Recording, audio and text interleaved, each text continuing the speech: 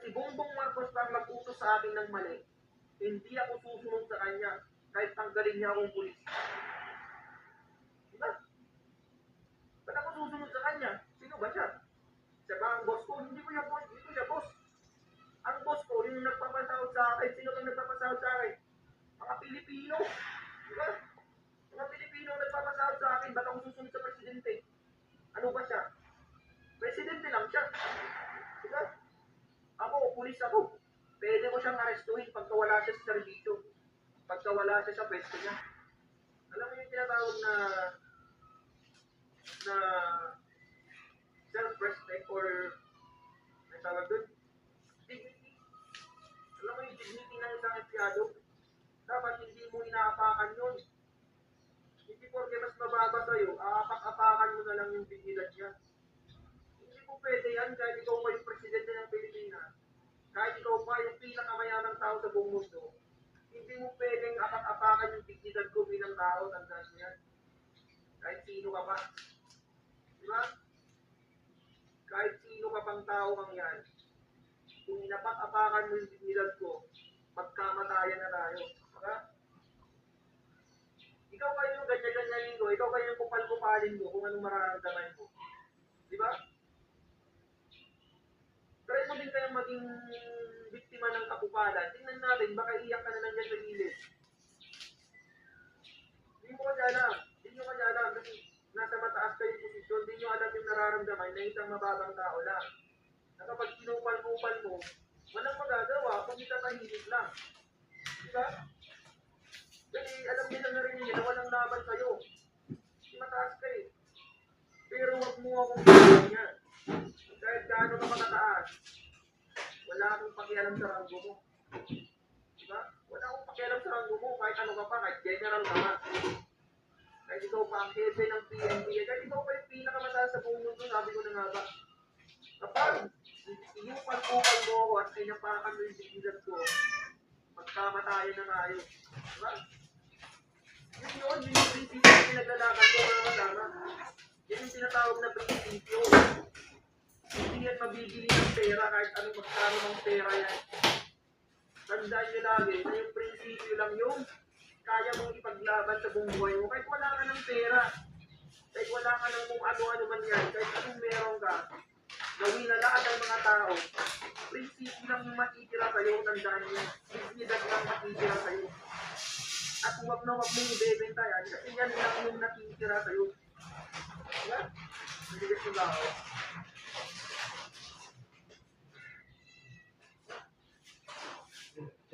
Huwag na huwag kayong papayag na yung dignidad mo bilang tao, inaapakan lang ng kahit sino dyan.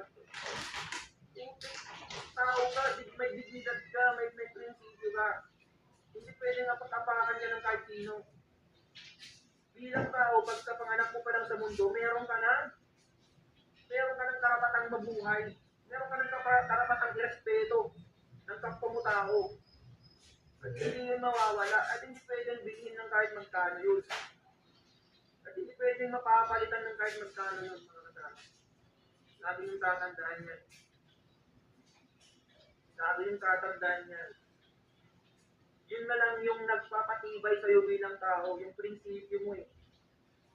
Kung wala ka ng prinsipyo sa mundo, kung wala kang prinsipyo sa buhay, anong tawag sa'yo? Diba? Kung wala kang prinsipyo sa buhay mo, anong tawag sa'yo? Isa lang? Robot? Diba? Kung wala kang prinsipyo, isa kang robot, isa kang utusan, isa kang aso. Kasi yung aso, walang prinsipyo yung aso eh. Kung saan may pagkain, dun siya. Diba? Ganun ang aso. Kung anukin mo ng pagkain yung aso, hindi siya pupunta kahit hindi niya amo. Kung saan yung pagkain, dun siya pupunta. Ganun ang taong walang prinsipyo mga kasama. Kung saan may pagkain, dun siya. Utik na yan. Anong klaseng tao ka kung ganun? E di para ka na rin aso. Diba? Gets mo yung point ko? Alam nyo, hindi lang naman PNP ang pwedeng magpakain sa akin eh. Ang dami bang pwedeng paraan yan para kumain ako sa isang araw. Sa isang araw, sa buong buhay ko. Hindi lang PNP. Ano yun? Dahil dito ang may pagkain, kahit dahil dito lang ang may pagkain, ganun ba yun? Sa PNP lang bang may pagkain? Ang dami pwedeng pagkakitaan dyan kung pera lang ang dahilan kung bakit tayo nagpulis. Di ba? Nagpulis tayo, hindi dahil sa pera. Tandaan niyo yan. Nung nag-a-apply tayo ng pulis, ang dami nating pinagdaanan. Ang dami nating pagsunod para lang makapasok.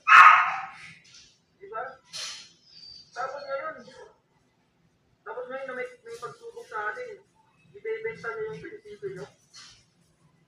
Ibebenta niyo yung prinsipyo niyo para lang sa sahod. Magkano ba sinasahod natin? Sa aming mga patrolman, 29,000 lang mga kasama.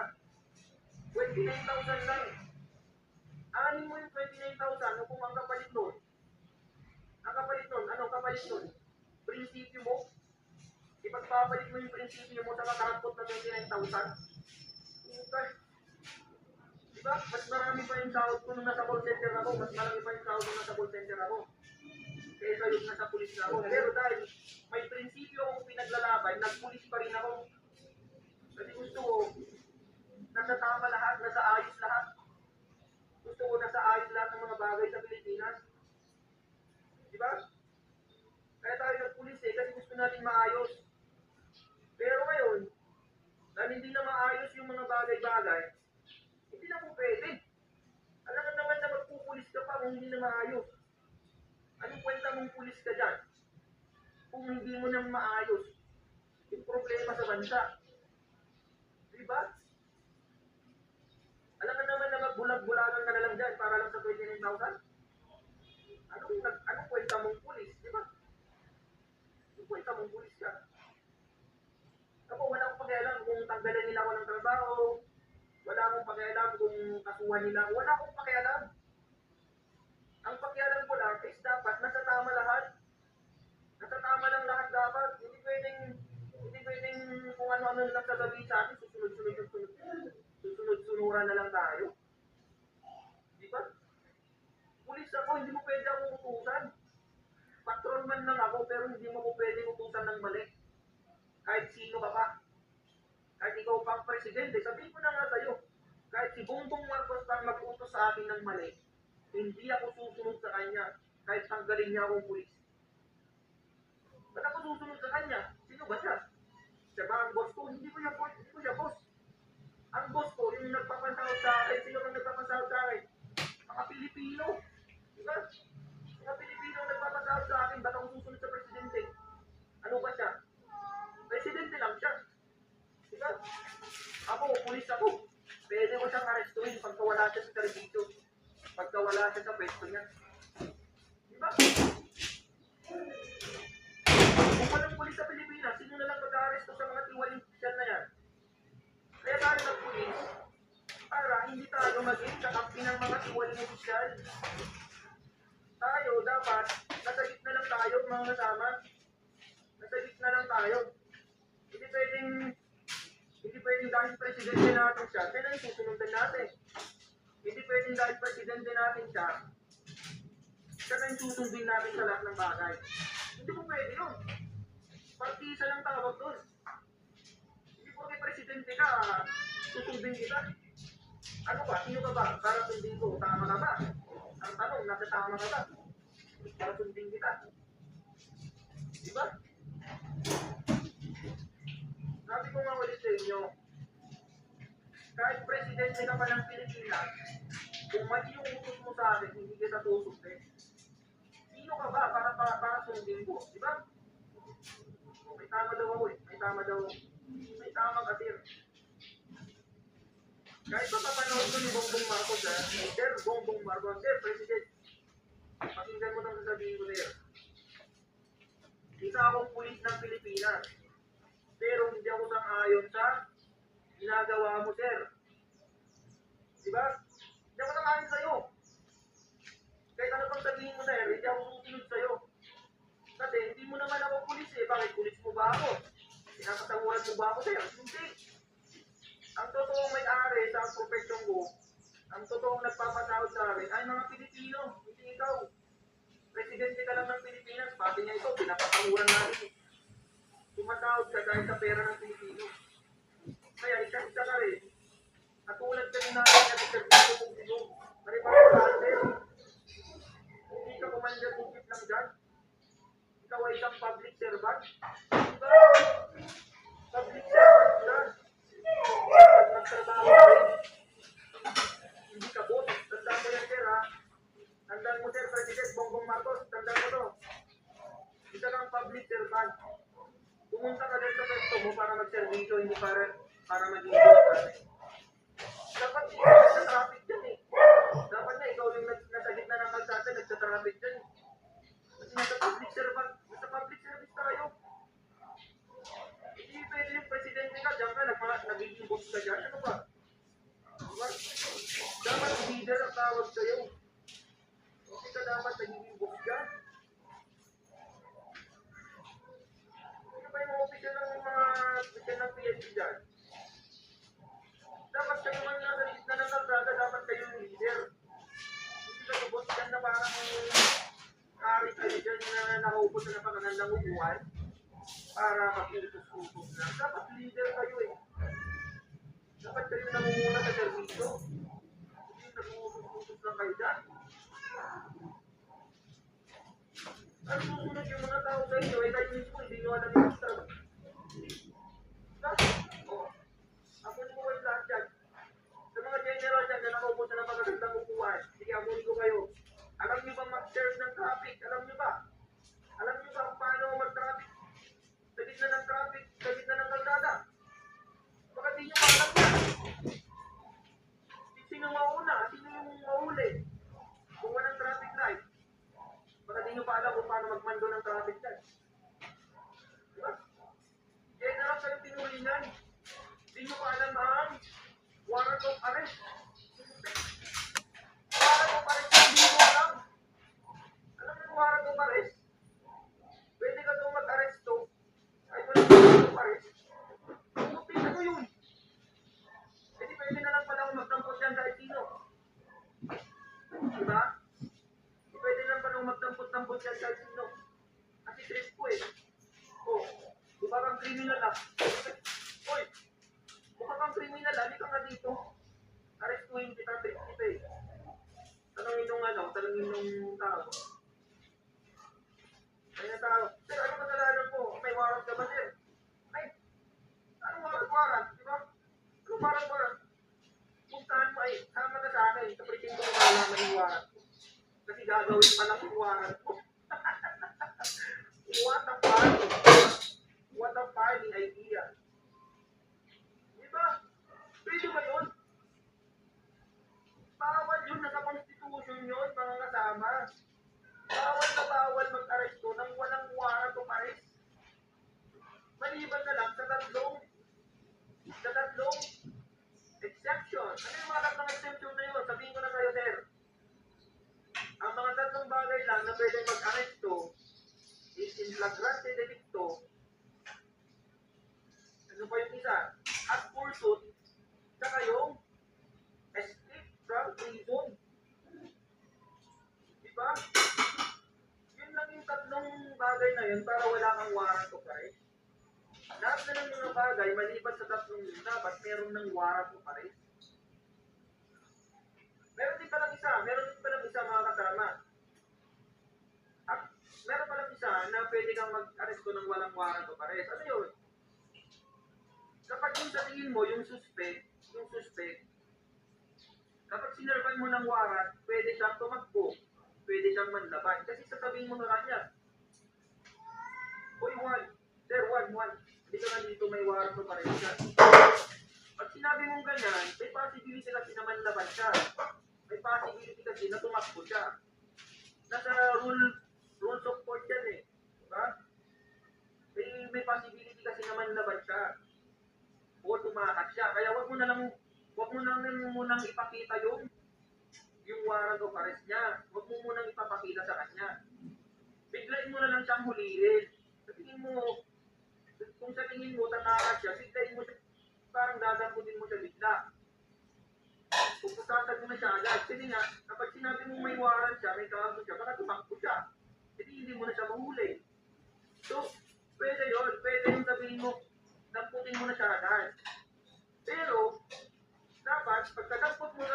agad-agad, sabihin mo rin sa kanya, at ipakita mo sa kanya, yung warrant of arrest niya. At sabihin mo agad sa kanya yung mga rights niya, mga right to cancel, right to counsel, right to remain silent. Diba?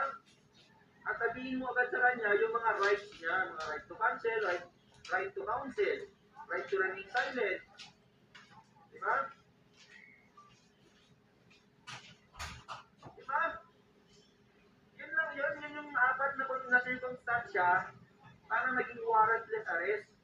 Pero, kung meron naman preliminary investigation yung kaso, kung meron naman preliminary investigation, kailangan ipakita mo yung warrant of arrest. Para yung nangyari kay Rodrigo Duterte. May nangyaring preliminary investigation, mga kasama. May nangyaring investigation. Tapos, sasabihin nila, arestuin kita kahit walang warrant of arrest. Pwede ba yun? Hindi po pwede yun, mga kasama. Kailangan, ipakita ko muna yung warrant of arrest bago mo siya arestuin. Bakit? Si Duterte ba, tatakas ba yun kapag sinabihan mo may warrant of arrest yan? Hindi naman tatakas yun, tsaka hindi naman manlalabag yun eh. Prosecutor kaya yun, alam niyo yung bakas yun. Pero anong ginawa niya sa kanya? Wala, mali yung ginawa niya sa kanya. Inaresto niya siya nang walang warrant of arrest at hindi niya sinunod yung batas ng ICC. Ang sabi sa ICC, pagkatapos niya ma-arresto yung isang tao, dapat dalhin siya sa competent judicial authority. Ang kasama, competent judicial authority. Anong sabi ng administrasyon? Anong sabi ng administrasyon regarding that? Ang sabi nila, competent authority daw yung, competent judicial authority daw yung DOJ na nandun. Putik na yan, anong klaseng pag-iisip yan, mga kasama? Paano naging competent judicial authority yung DOJ? Ang DOJ, mga kasama, is considered as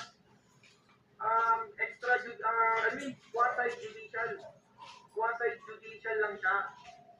Hindi siya fully competent judicial authority. Bakit? Korte ba ang DOJ?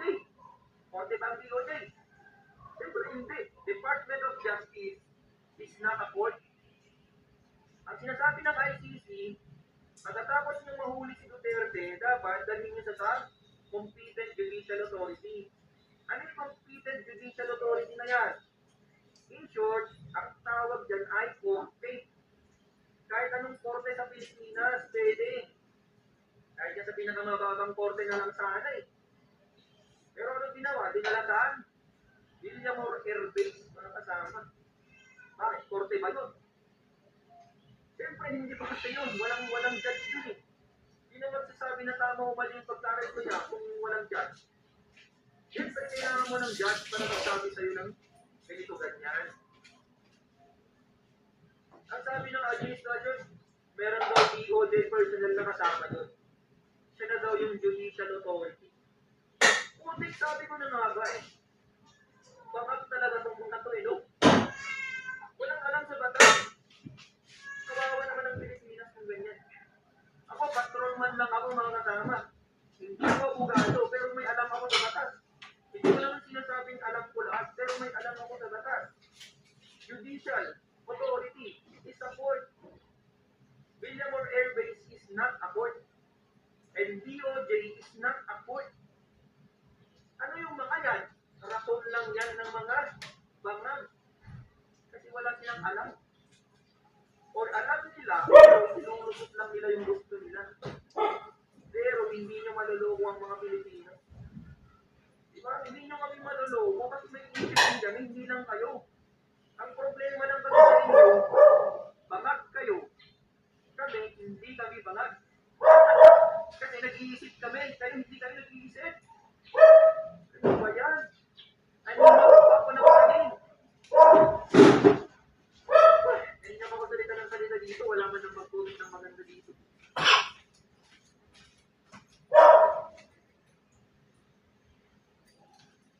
Ang pinaglalaban lang natin dito, mga kasama, hindi tayo partisan na hindi tayo maka Duterte, hindi tayo maka Marcos. Sasabihin ko sa inyo clarification na. Hindi ako maka Marcos, hindi rin ako maka Duterte. Ang akin lang, ang sinasabi ko lang is mali yung pagka-aresto kay Duterte. Diba? Mali yung pagka-aresto sa kanya. Anong sabi sa batas? Dapat mali yung pagka-aresto sa kanya. O mga pulis, mga men in uniform dyan. Tanungin ko kayo, anong mangyayari kapag mali yung pagka-aresto sa isang suspect? Ang tinatawag natin dyan, invalid arrest or unlawful arrest. Anong mangyayari dyan? Okay, sagot kayo. Anong mangyayari dyan kapag unlawful arrest?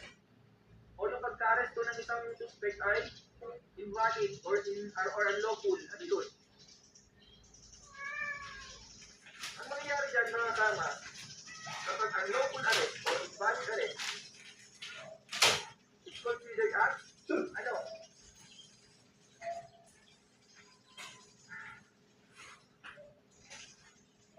Any unlawful arrest, any unlawful arrest is considered to be invalid. Ibig sabihin nun, mga kasama, kapag unlawful yung pagka-arrest mo, hindi kang ayon sa batas yung pagka-arrest mo na yun is considered as invalid. Anong ibig sabihin nun? No, inarito ko si Juan. Hindi dumaan sa tamang proseso. Okay, si Juan, mapapawalang bilangin siya. Mapapalaya siya.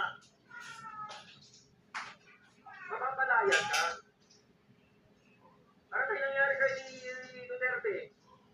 Kapag unlawful yung pagka-arresto sa kanya, ang mangyayari sa kanya, magiging invalid yung arrest niya. Ibig sabihin, kapag invalid yung arrest niya, mapapawalang bilanggo siya. Pwede siyang pabalikin sa Pilipinas. Yun yung mangyayari dyan. Okay na ba? Clear na ba tayo dyan, mga kasama?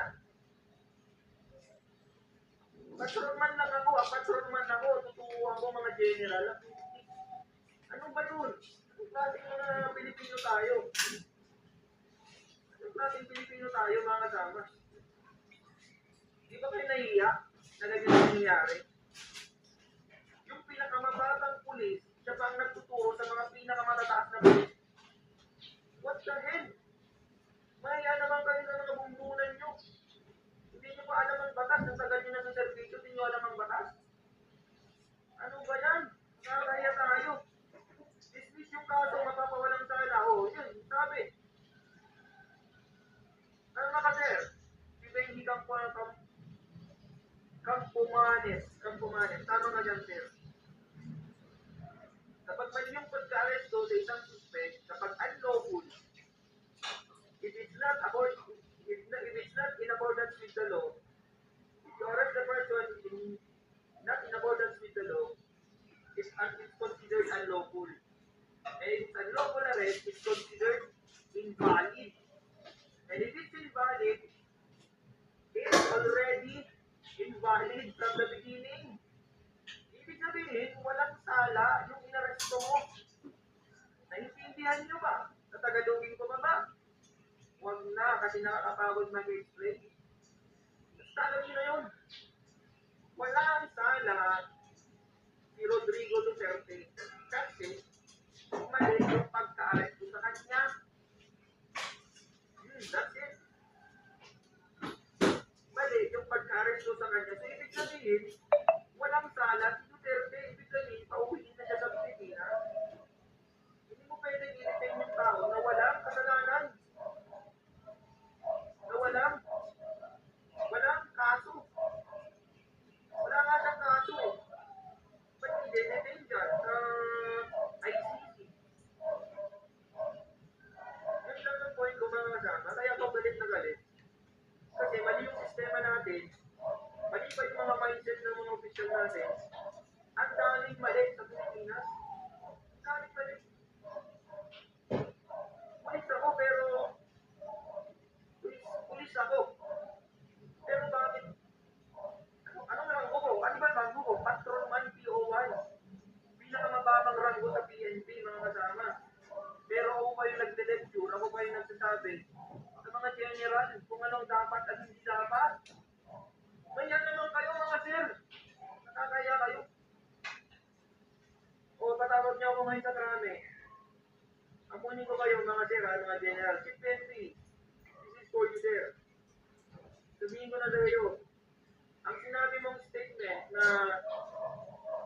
Ang sabi mo, sir.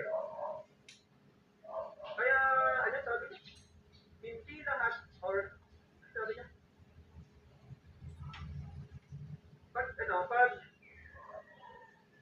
Pag nagsashabu ka daw, ang sabi niya, mayroon siyang statement naman eh.